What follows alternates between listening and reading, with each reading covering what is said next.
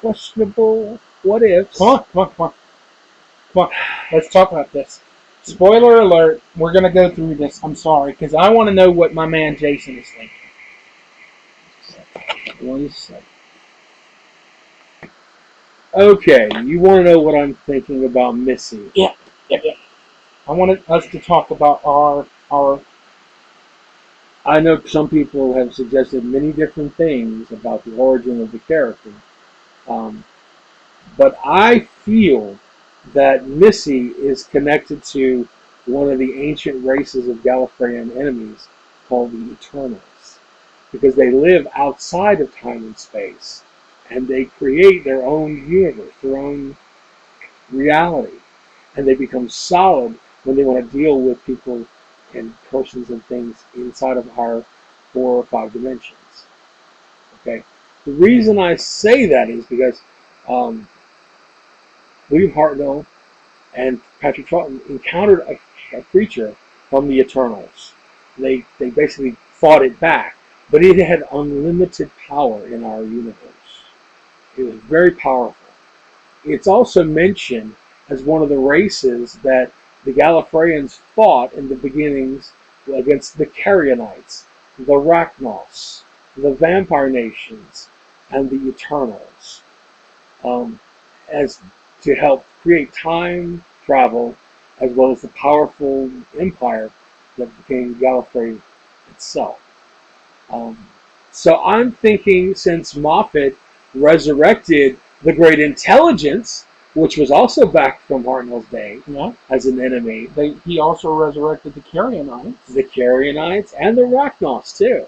With the Runaway Bride. Yep. The spider at the heart of the web star, I think this is another race that he has brought another villain and brought them to the forefront, who believes that she is cleaning up the Doctor's mess, and is going to pretty much bring the Time Lord to try to spank him on him. Yeah. Saying that he's a menace to the universe. So that's my personal suggested belief. Interesting. Because that's how Moffat would think. I believe that's how Moffat would think, is to give you so much information, big rope-a-dope. Look over here. Bam! This is what I'm giving you over here. Very interesting. My personal belief. And one of the things that people are saying is that it's a future version of Clara, because she's wearing a similar outfit that she wore in Deep Breath, and was carrying a similar parasol that she was. And, okay, I could see how some people, but like you said, rope-a-dope. Look over here, come from the left. I'm thinking the wrong. That's a very good. And only because, yes, the Time Lords are supposedly dead or trapped, but the Master came back. Yep. Rosalind came back. Yep. Why can't the Ronnie come back? Exactly. Maybe she was hiding from the Time Lord. Maybe she finds a way out of the time bubble. Exactly. And this makes, she's pulling enemies of the Doctor, people that the Doctor has negative impacts on. She's almost left to die. She's like creating an army. She's done that before. And she's done it to the Doctor before. Exactly. Well, during her machinations. I'm thinking that this could be a Ronnie, I kind of agree with you there, and I'll tell you what my bit of evidence would be to prove that fact. Okay. It's Stephen Moffat himself. Yes, I was just about to mention that. Please, go ahead, mention it. He has been approached about whether he's going to bring back some Time Lords, like the Ronnie, or the, I can't remember his name.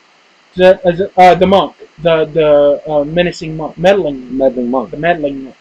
And Moffat said in an interview that he would not be bringing back those Time Lords because it would take too much to explain, or some bullshit reason. Yeah. And that just seems to me like a red flag, because Moffat is telling you, look over here, look what I'm telling you, because that's what I want you to see. The great magical distraction, it's Moffat-like, So I really... Rule number 1, Moffat lies. Exactly. So...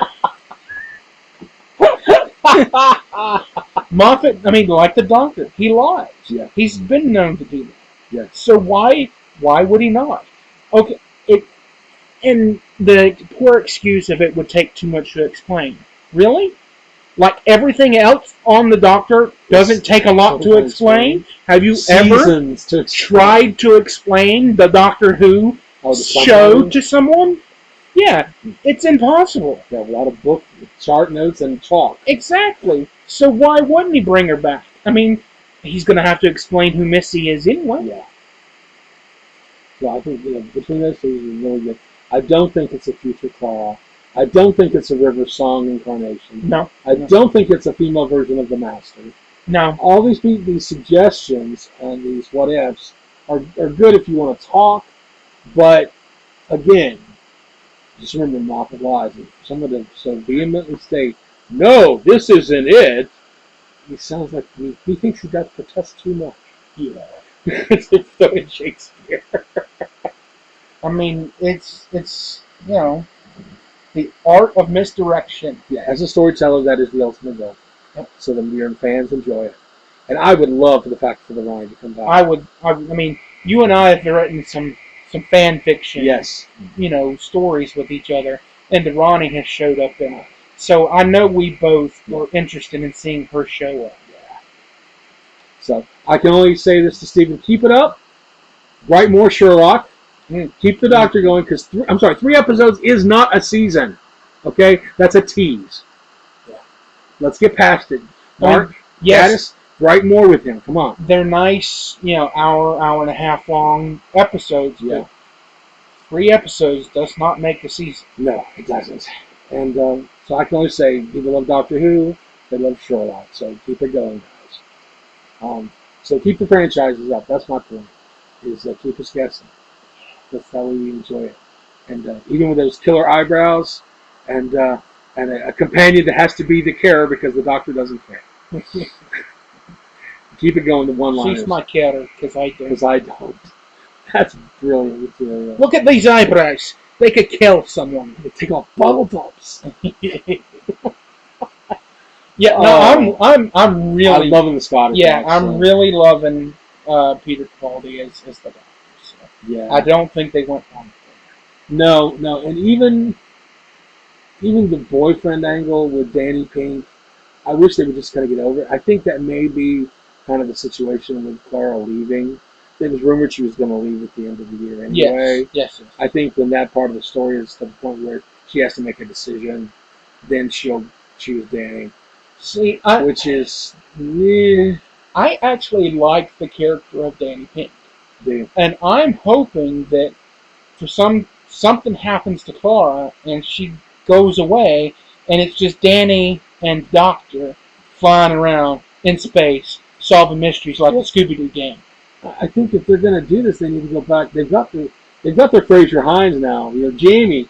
They've got Jamie now. Yes. They need somebody who's not Scottish to be part of the group. But I love the fact that Troughton, his Doctor, had Jamie. Running the kilt. Yeah. From the Highlands. I think that's one thing. I think they need to choose a different culture and have that companion brought in. Because I was really sad when they did the Minotaur in space from with Matt Smith. Yeah. And that Indian girl who was the Doctor. Yeah. She would have been perfect as a different culture to play off of that. Because all we got is, I'm sorry, white bread British people. Nothing against us white people. I'm white too. But you only have so many in your acting guild. You're going to have to spread out a little bit. You're scraping the acting gene pool here, people.